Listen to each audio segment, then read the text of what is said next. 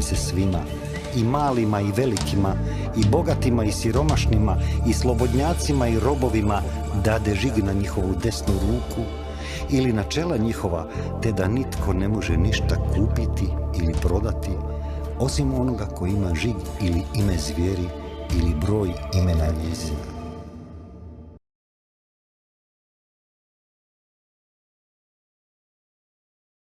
Pozdrav, dragi narode, dobrodošli u još jednu epizodu Slobodni. Gospođa Christine Anderson, europarlamentarna zastupnica Alternative for Deutschland, je današnja moja gospođa. Zašto je ovo jako važno? Naime, na prethodnim izborima njena stranka u Njemačkoj postigla rekordan rezultat. Isto tako je gospođa Anderson vrlo istaknuta u Europskom parlamentu, njeni govori se čuju po cijelom svijetu. Ja sam imao čast da ju poznam i da imam već jedan intervju s njom, a danas bih želio nju predstaviti vama u Hrvatskoj i u cijelom svijetu da čujete koje politike zastupa, što se događa u Njemačkoj i kako ona vidi trenutnu važnu svjetsku situaciju. Hello, Mrs. Anderson, welcome to our show in Croatia. Well, thank you for having me. Can you say just a few words about your background biography? Well, I was for 20 years a stay-at-home mom. I took care of my 3 daughters. And as the political environment got increasingly difficult, to the point where I no longer felt represented by the parties I used to vote for, which used to be the Christian Democrats and the Free Liberal Party in Germany.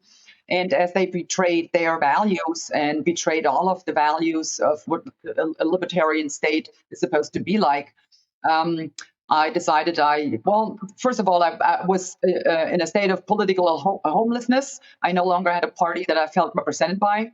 So in 2009, I went to cast my ballot, but I voted invalid. And then 2013, the AfD was founded. And I was so relieved to finally have found a party again that I felt represented by. So in that time around, I decided to become a member because I no longer wanted to depend on people that would ultimately betray me. So I got involved myself in politics, and here we are today. Great. Well, now your party, Alternative for Deutschland, had a huge success in the last elections, record. How are you explaining this success? Well, it's very simple to explain. Like I said, the established parties we had in Germany, they no longer represent the people. They no longer act in their best interest. I don't know what puppet masters they're serving, but they no longer serve the people. And everything we have been saying, I mean, we've been around for 12 years now, but everything we have been saying for 12 years, the people finally realized we weren't fear-mongering. We weren't making stuff up. It was actually the truth, and they're seeing it now. All of the problems we discussed with mass migration, which actually is an invasion at this point, shutting down our nuclear power plants would make it no longer possible for us to have a reliable energy source at an affordable price. Businesses go bankrupt because they no longer can afford to pay the prices for the energy. I mean, every single thing we have been saying turned out to be true, and people are beginning to realize, and that explains the success we had in the last election. So we came in for the very first time. We took the 20% threshold. We are slightly above it, and we are now in the polls at 23%. Mainly due because the one that did win the election, the Christian Democrats with Friedrich Merz. I mean, it wasn't 24 hours after the election that he had betrayed every single promise that he had made during the election, and the people don't take kindly to that. And we'll see how it turns out in the end. But it was a grave mistake what he did. And to be quite frank, he is so stupid to let the other parties know before the election that there's no way in the world that he would ever speak with my party. So they knew the only coalition that he can go into is with them. And accordingly, they are literally bribing him and pressing whatever they can out of it. And to make matters worse, there have been 2 more sittings from the old Bundestag, and they passed this humongous package, which will be up to 1.5 trillion euros. So it's absolutely insane. Well, nobody wants to go in coalition with your party. and they stigmatize you as a far right. Well, I would like to pass through your policies here today and try to explain why they're doing this. We had huge experience in the last 5 years, especially during pandemic, and that's how we met. Can you tell us what is your view on this pandemic from 2020 until 2024? Oh yeah, I mean that was a giant test balloon. So what they figured out, okay, this is going to be a little difficult to explain. Okay, what we're looking at is what they're actually trying to do is to abolish freedom, democracy, and the rule of law.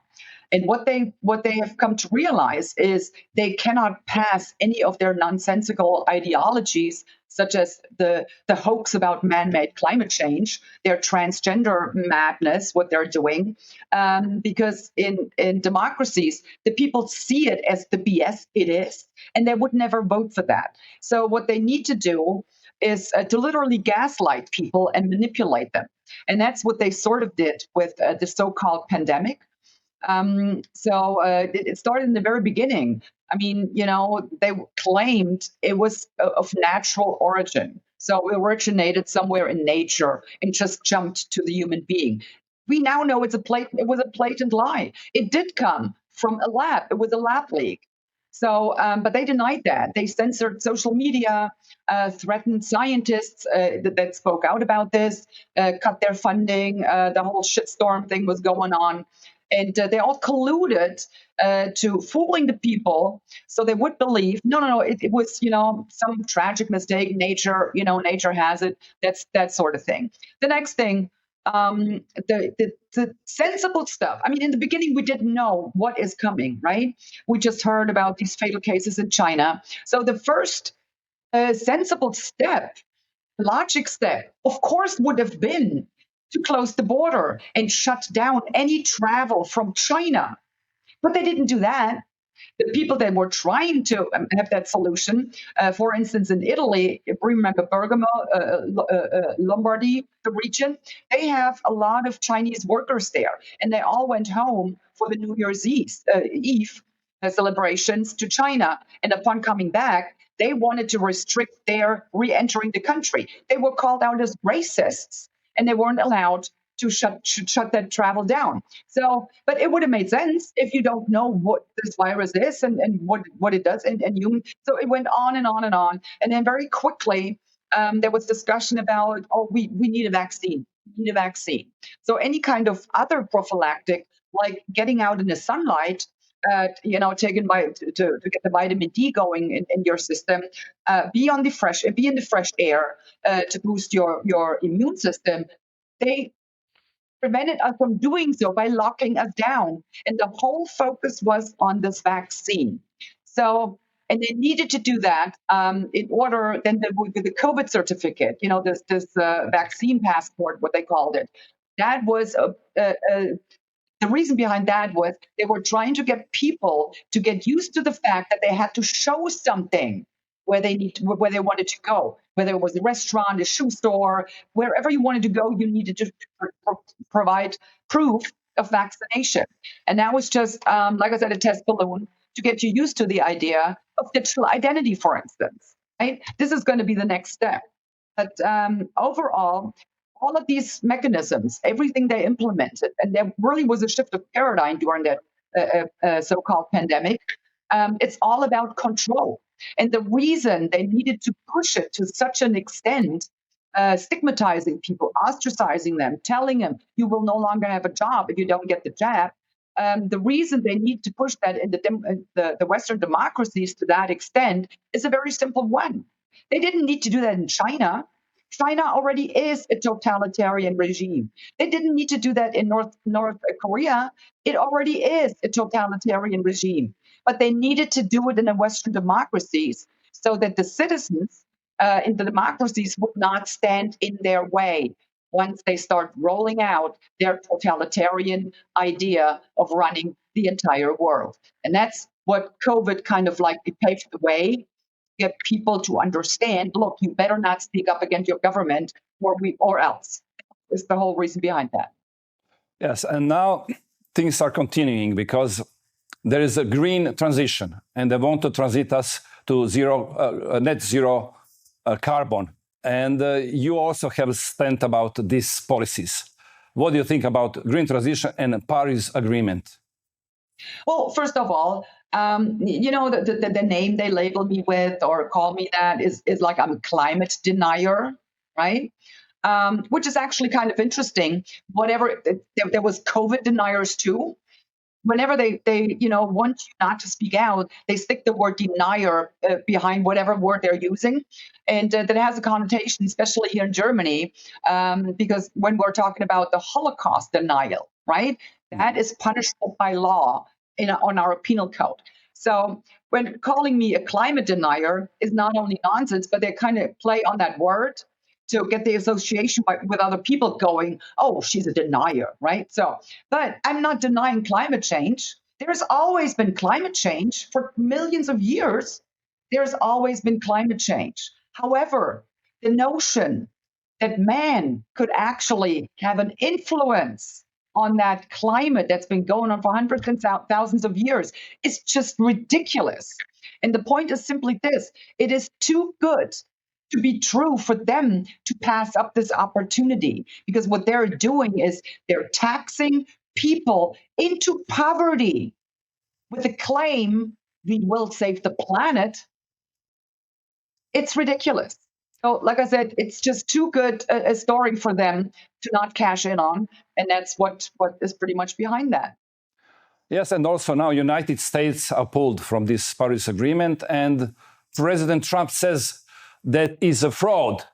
But I had in my show few of climate scientists, and they were explaining in details how science is telling about this. And they are telling that if there is a more science in policies, that could be much better. They say that this green transition is just a policy.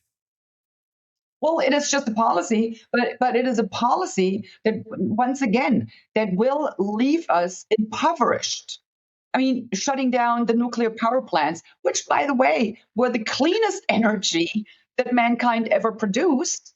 So now they're going back to coal, right? But they shut down the coal plants too because it was polluting the environment. It's just ridiculous.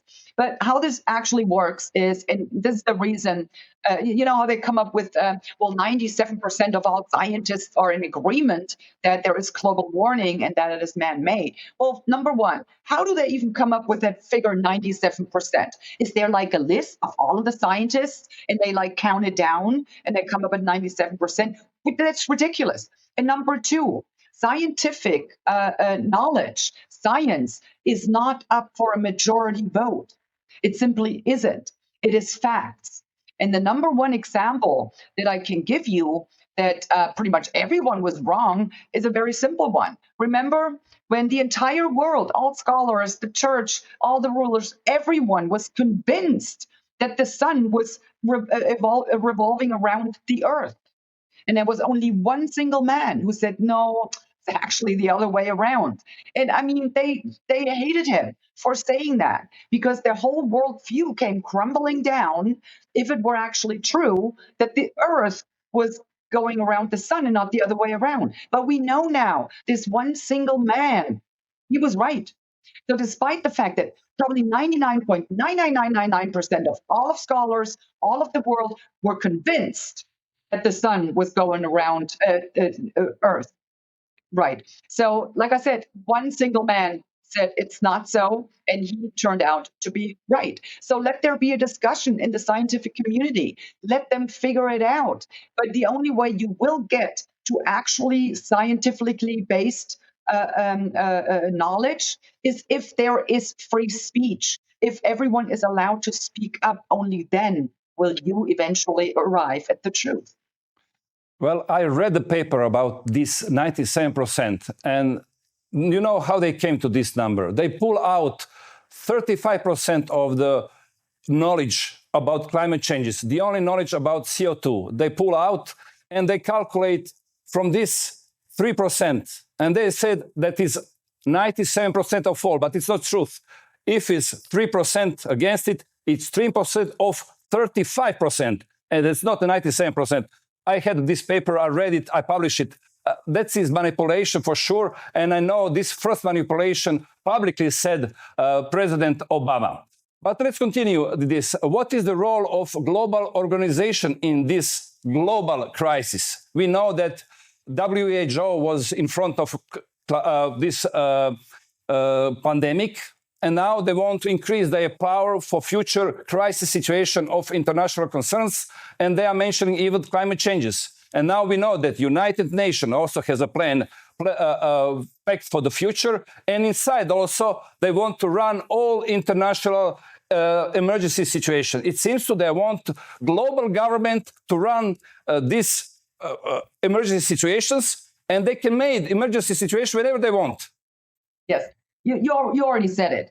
And ultimately, what they're planning on is to transform our liberal, open, democratic societies into some kind of a collectivism, where the free individual is no longer an individual even. I mean, they're attacking our identity as we speak, whether it's a cultural identity, national identity, now even sexual identity, right? They're denying all of that in order to ultimately transform our free and liberal and open societies into a collectivism where, all you have left is like this malleable, mindless mass that they can shove around any which way they need to. And of course, this is ultimately, they are trying to establish one world government. And we're seeing that these are just, whether it's the EU institutions, they play a vital role in that attempt to establish a one world government. For the very simple reason. I mean, look at the peoples in Europe. We live on this rather small continent with so many different peoples, cultures, traditions, languages. And the peoples in the European states, they're a proud people. And they would have never agreed to relinquishing a sovereignty to, some kind of a supranational government, or to a one world government for that matter. So they needed to implement EU institutions first by telling the people, look, we've been fighting for so long on this continent and we really shouldn't do this anymore. So, let's establish a European government. Then we're all the same and we'll all fight for the same thing. And we have one currency that binds us together. And there's going to be peace on our continent. And the people were actually, that sounds like a nice idea. Let's do that. So their sovereignty, they relinquished it to the EU institutions. But the next step will be, now the EU institutions are relinquishing sovereignty to, for example, the WHO, which they tried to do with the change of the pandemic treaty.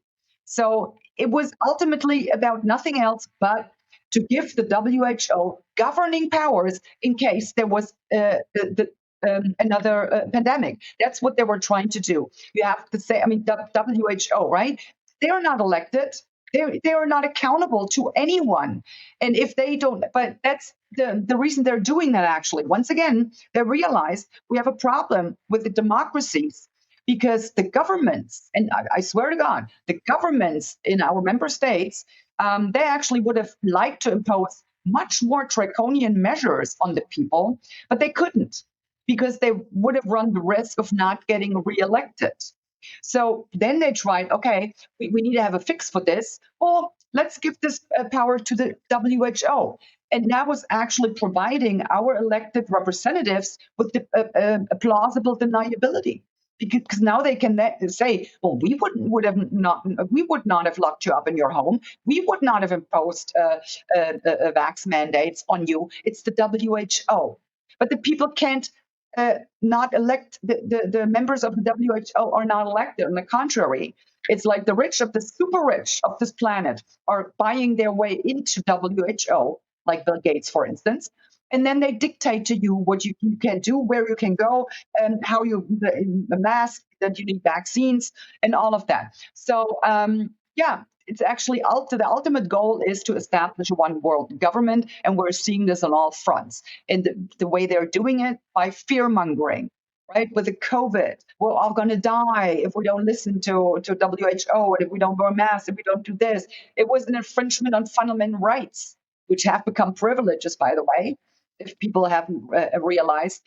And now they're doing it with climate change. Once again, we're all going to die unless we come up with trillions and trillions of dollars to prevent this man-made climate change. It's a hoax.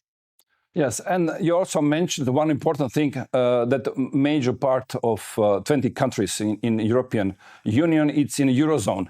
And Christine Lagarde, chief of the European Central Bank, said that we will implement central bank digital currency this year. And deadline, it's October this year. It seems that this implementing central bank digital currency, it's a way of future control. Of course it is. Once again, it's all about control. It has nothing to do with making your lives easier, more comfortable. It has nothing to do with that. They want to know what you buy. They want to control what you buy. They want to literally take control of your life. So let's say I've been talking about the CBDC or digital currency for years now. And people always thought, oh, this woman is crazy. I mean, she's a conspiracy theorist, right? Well, we might want to come up with new conspiracy theories because the old ones have all become true. So, but it is about control. Just a very, rather banal example. Let's say you go grocery shopping, right? And since you are going to be expecting guests on over the weekend, you buy let's say 3 or 4 bottles of wine. And on the way home, you decide, well, let's stop by the gas station and fill up my car. And you won't be able to pump any gas. Why? Well, you just bought alcohol. This is how this works. And now just imagine, God forbid, there is going to be another pandemic and they require you to take a vaccine. And you say, no, this is not vetted. This is not tested. It's experimental. I don't want it. It just, literally cuts you off your resources by freezing your bank account or whatever. And there is no way in the world that you can buy food. That is the ultimate control they will have over you. So, I mean, as an example, look at the Freedom Truckers in Canada. That's exactly what Trudeau did. He froze their bank accounts. And had there not been cash, they would not have been able to even buy a cup of coffee.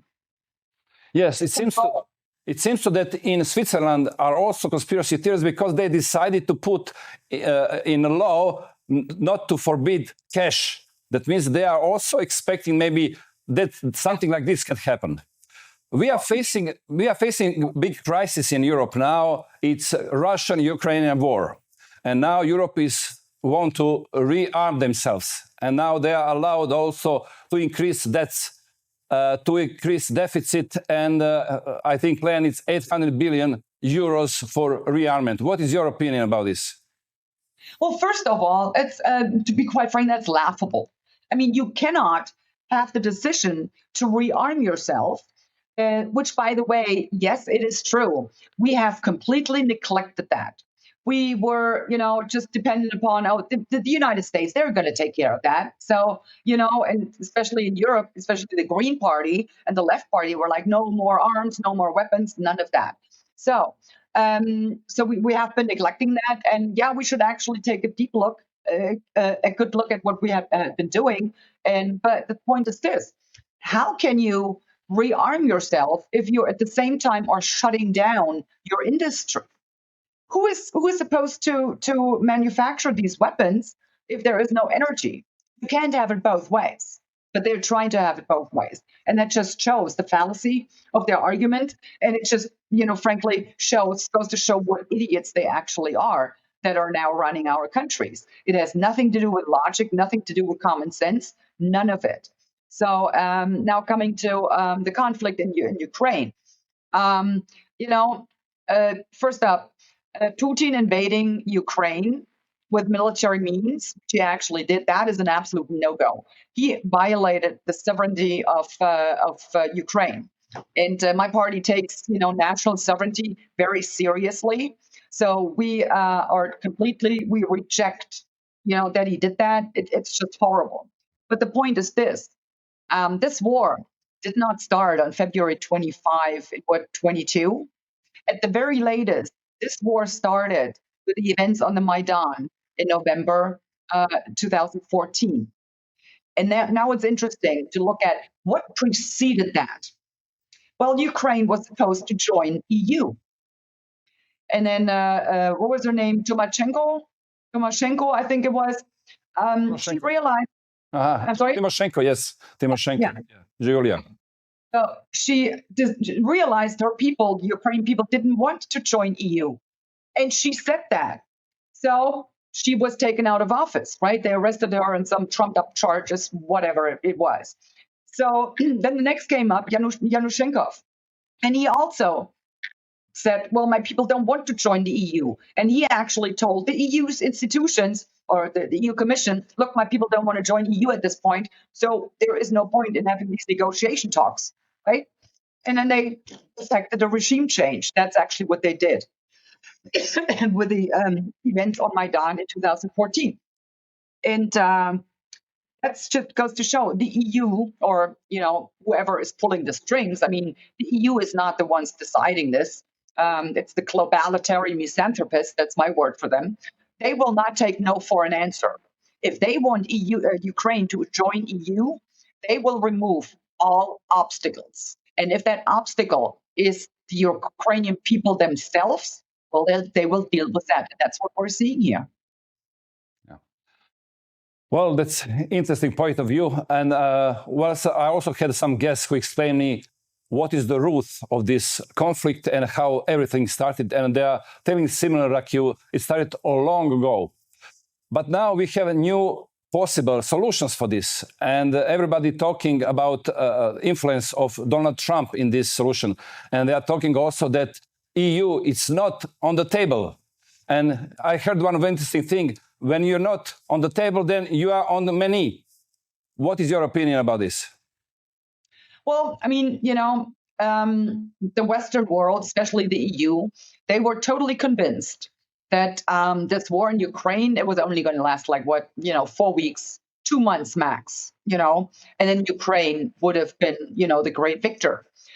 However, interesting to realize, what the contribution of Germany was when the war started to aid Ukraine? We sent 50,000 used helmets. Interesting, Nothing else. Right? Nothing else. Exactly. Helmets. Used ones at that. So in the beginning, when it would have made sense to actually and really help Ukraine, they didn't. Right? So, but at this point, I'm sorry, there is no way Ukraine can win this war, but it needs to stop. It really needs to stop. I mean, thousands of lives are being lost. We cannot go on like this. And now that the U.S. has said, look here, we need a peace deal. And if we can't negotiate a peace deal, if you are not in on it, we will, withhold all of the support. And then, but now the EU is stepping in. They call it the coalition of the willing. Seriously, rather than having a coalition of the willing, how about finding a coalition of the capable? That's the interesting part here. So after the US withdrew their support, there is no way that Ukraine can win this war. So Zelensky really needs to take a good look at what he's done, and he really needs to get a grip on reality, and he needs to sit down with Putin, by the way, to end this war. And if Donald Trump is offering to facilitate these talks, then let him. But since Zelensky doesn't seem to be willing to even think about the possibility of getting even a ceasefire, what's the point? What about statements that Putin is a threat for other countries in Europe? They're saying, I heard that he will not stop on Ukraine. He will continue to attack European countries. I don't believe that to be true. I think that is just another fear-mongering kind of strategy to get the public opinion in favor of buying weapons and sending, billions of aid to Ukraine. I do not believe that to be true. Well, We faced during the war in Ukraine, during the pandemic, and also for this green transition, one specific thing, that's censorship. And during pandemic, that was very hard. Now they admit it. They done censorship through this social media especially. And what is your opinion about freedom of speech in Germany? And your experience as a German, how was, if you can compare it, what was in Democratic Republic of Germany before, if you can make some comparison? Well, it's very simple. There is no longer free speech. Not in Germany, not in a lot of member states of EU. There no longer is. And I maintain to this day, millions of lives would have been saved had there been free speech during the so-called pandemic. Because then the scientific community would have been able to speak out about the flaws of that, mRNA injection. There would have been a debate going on. So like I said, millions of lives would have been saved had there been free speech during this COVID madness.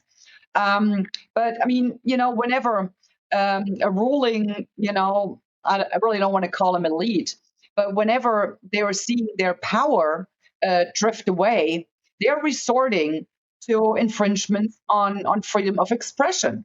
It's kind of like, look at the little kid that just got up and said, the emperor's naked, right?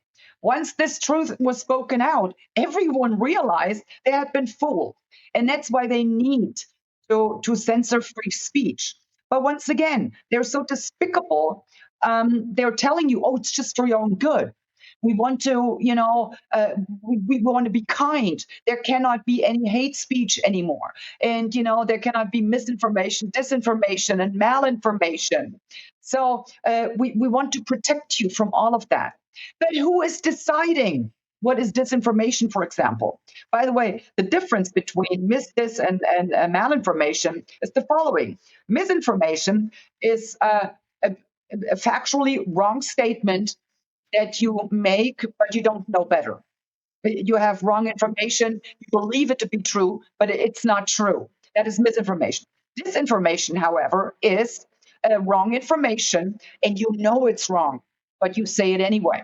An example for that would be when, pretty much every government around the world were telling us the mRNA shots are safe and effective. They knew better. They knew it was neither safe nor effective, but they said it anyway, literally shoving it down our throats. So that was disinformation. An example for malinformation, on the other hand, is a factually true statement, but it is harmful. Harmful. An example for that would be if I said, and I do say that, there's exactly two sexes, men and women. It is a factually true statement, but it's considered harmful and now will be censored too. This is what we're talking about. But a democracy has to have freedom of speech and freedom of expression.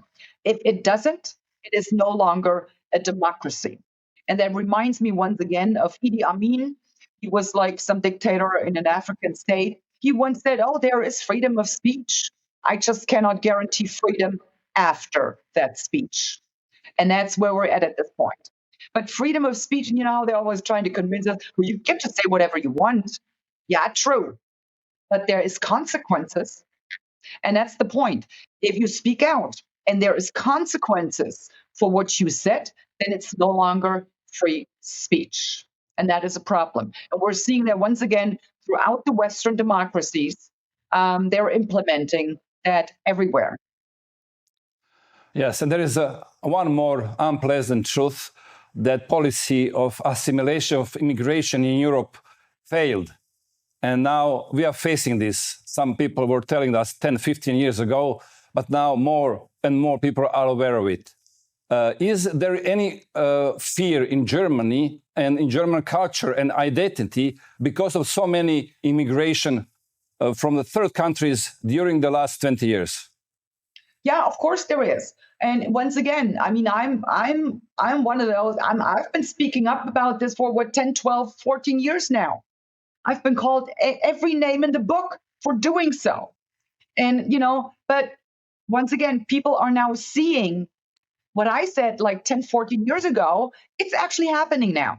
So in Germany, we have now 2 brutal gang rapes every single day in Germany. 2. And that is not talking about the rapes that are committed by only one perpetrator. 2 brutal gang rapes every single day in Germany. We have these random knife attacks. They are no longer happening on a daily basis. They're happening on an hourly basis. There is like 14, 15, 16 random knife attacks in Germany. They're all over the place. We are no longer living in a safe nation. Women, I mean, especially after the New Year's Eve night in 2015 in Cologne, women are increasingly avoiding the public sphere. They don't go out anymore. And if they do, they are afraid, and rightly so. So, yeah, it's absolutely insane what they have been doing. But once again, it is all about destabilizing our societies, so they can erect, some kind of a police state. You need control everywhere. You need cameras everywhere now, right? And once again, they're framing it. It's just for your own safety and security. Well, what in the heck did you do? Get these people out, and we don't need cameras. We don't need a lot of police, right? We would be once again safe. And no family father, let's say a family father, for whatever reason, decided that he was just going to leave his door wide open and, invite all of the burdens of the world into his house. And then once he realizes, whoa, my kids are no longer safe in my house, then you will start locking up the rooms within your house. But when you tear down the external borders, you will start to erect little borders within the country. And that's what we're doing in Germany.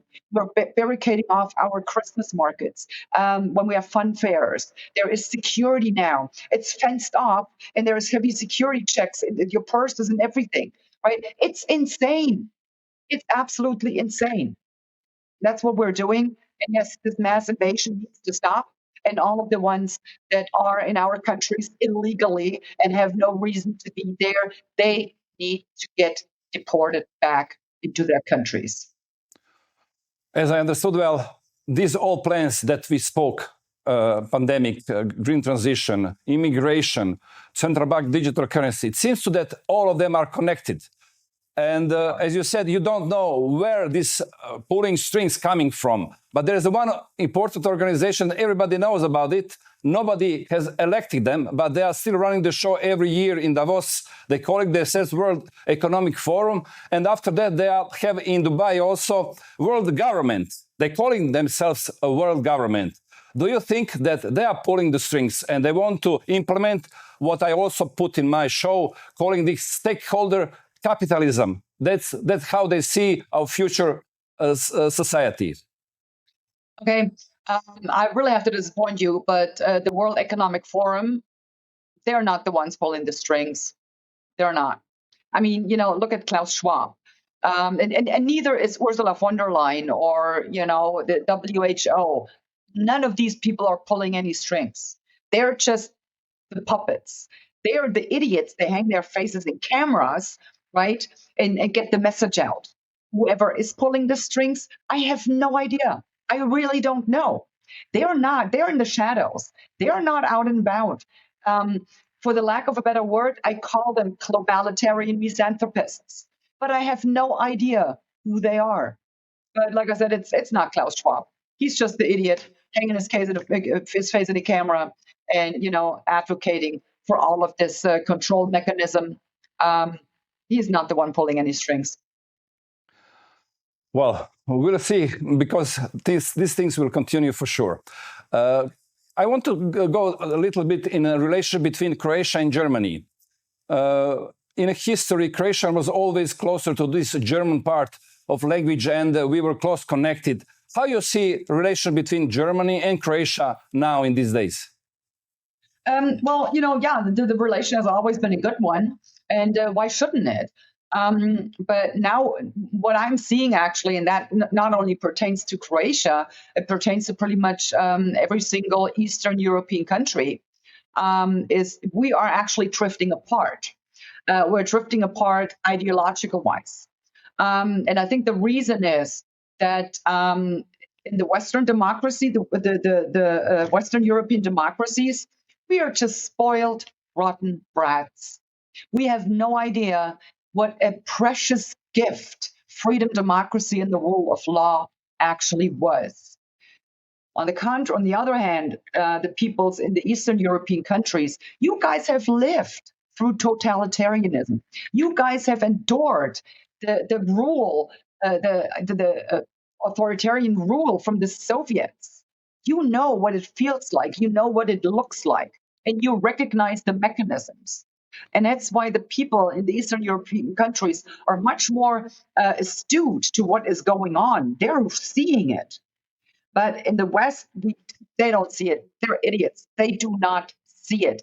It's kind of like, well, freedom, democracy, and the rule of law, it's always been there. And one fine day, the sky opened up, it fell down, and boom, there it was.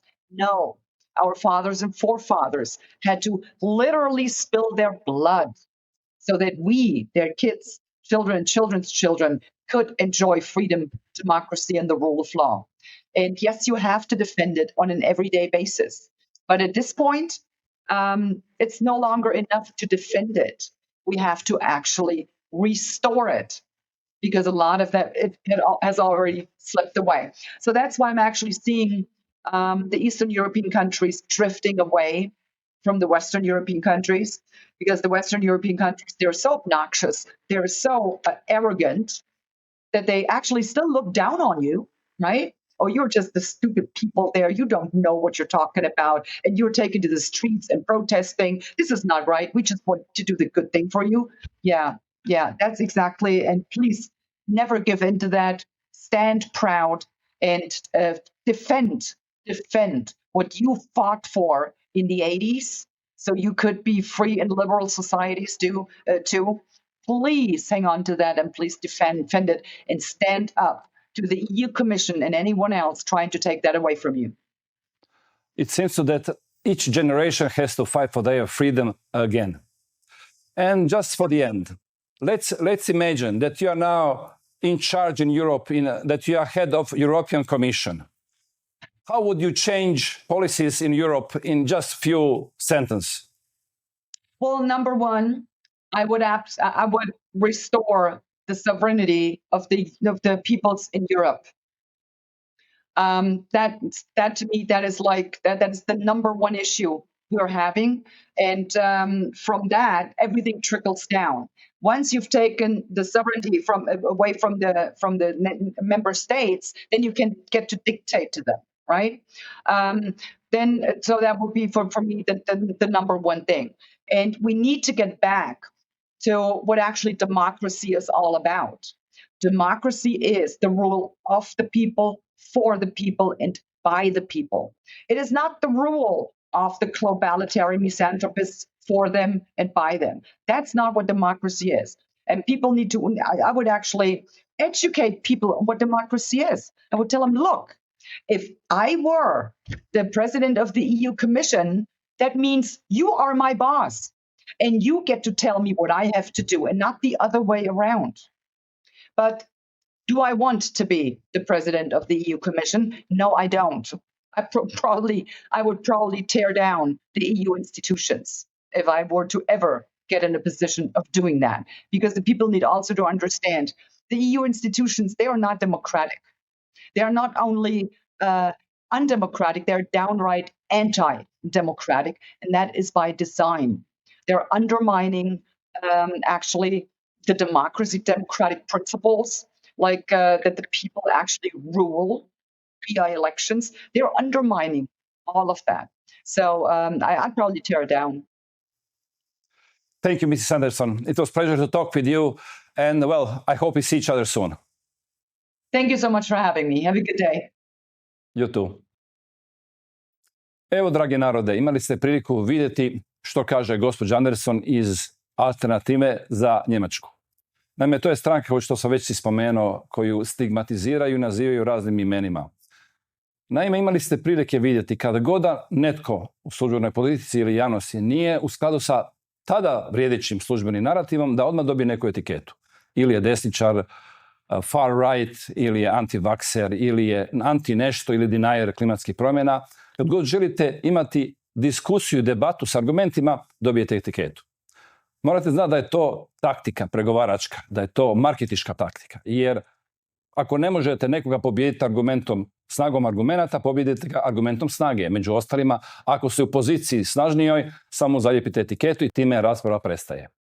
Ja se nadam da sam današnjim razgovorom vam približio politika AfD-a i gospođe Anderson i da ste se možda i prepoznali negdje među tim politikama i čuli to možda od svojih susjeda ili od nekih drugih hrvatskih političara i možda vidite i zdravog razuma u tim politikama.